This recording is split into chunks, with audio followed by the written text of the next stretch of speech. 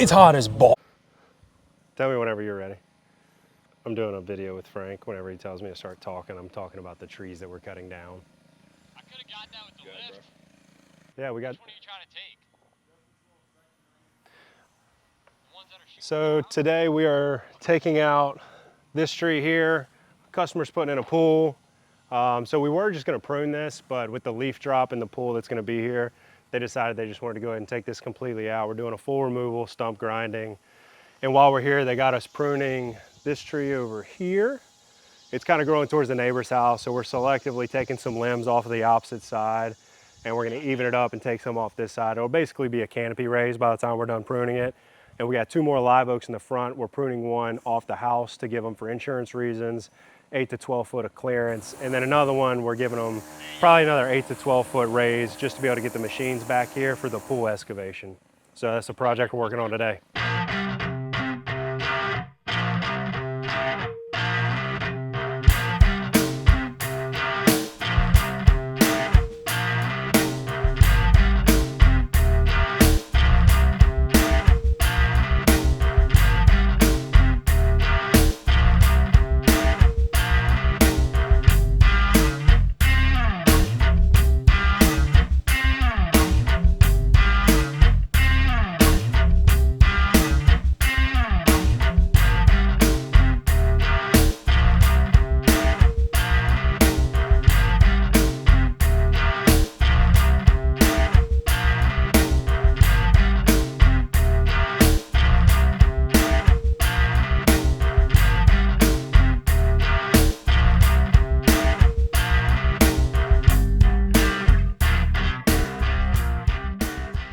I told Olivia like how rough yesterday morning was specifically, and she was like, what made the afternoon better? And I was like, I don't know. I feel like I just had to get to the miserable point and then it was all kind of the same.